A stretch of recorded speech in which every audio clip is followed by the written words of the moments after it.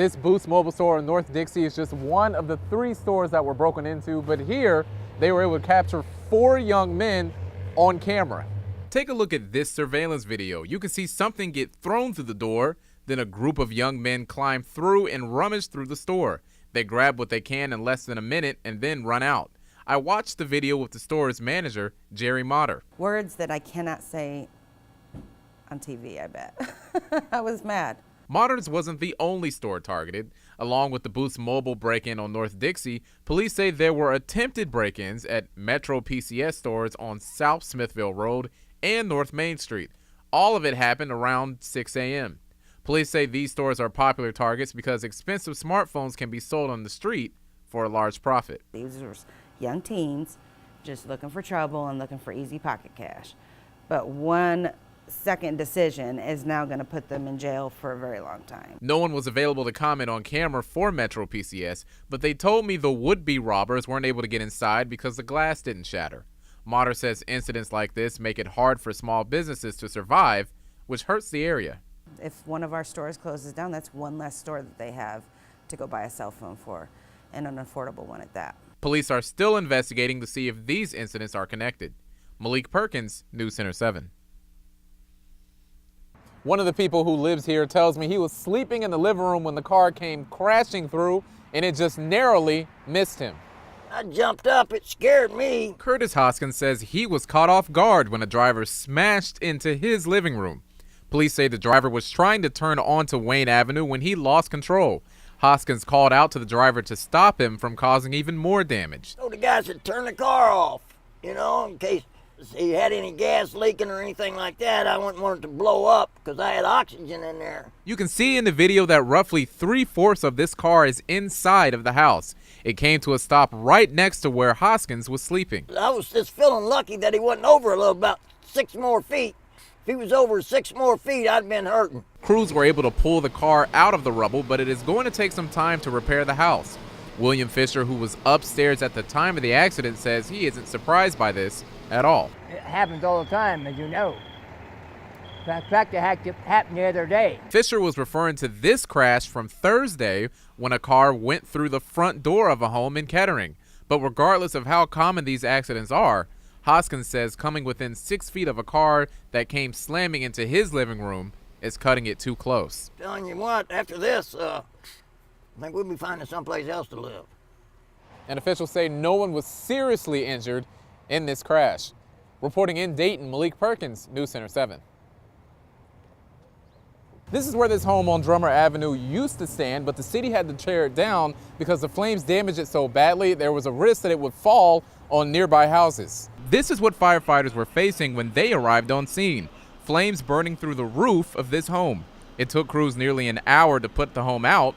Investigators say it is suspicious because the owner of the home was in the process of moving, but they might have a tip.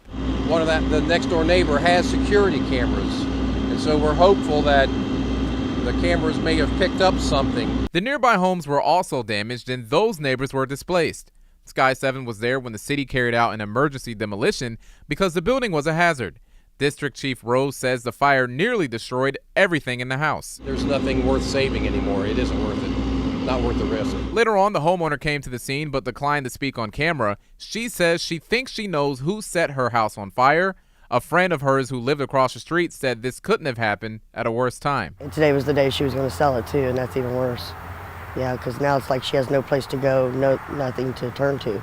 Those other houses that were burned in the flames are estimated to have $20,000 in damage. Reporting in Dayton, Malik, Perkins, News Center 7. Witnesses say it happened on Kamer Avenue in Dayton, Ohio on the 4th of July. Neighbors there were so frightened of retaliation, none wanted to be shown on camera. But we did talk with 3 witnesses under condition of anonymity. I also spoke with a local pastor who says he hopes the community can overcome the stigma against so-called snitching and end the violence. Take a look at this video posted to Facebook showing a 4th of July celebration on Kamer Avenue in Dayton. You can see the man in the black shirt picking up the fireworks and launching them. When one of them explodes too close to neighbors, another man walks up and pushes him and they are separated. But several seconds later,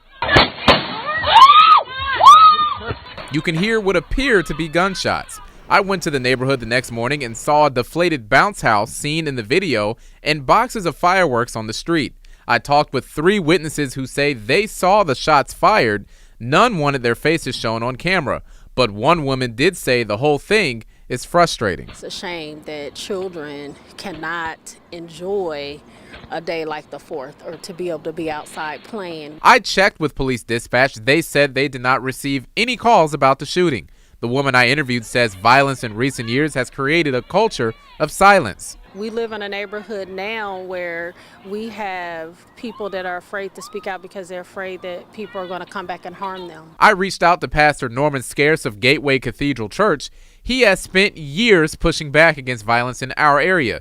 He says he understands why people are afraid, but as adults, they have to stand up for kids. You got to want to protect your children and the children of your neighbors and your loved ones and those who are in your community. There are no reports that anyone was hit by gunfire, but because police were not called, there are no reports of arrests either. Pastor Scarce says the violence and the silence can't continue. Stop it. Think before you act. News Center 7 is not identifying people in the video because, as we mentioned, no arrests were made and there have been no criminal charges filed. Dayton police have said you can leave an anonymous crime tip by calling 222-STOP. Reporting in the News Center, Malik Perkins, News Center 7.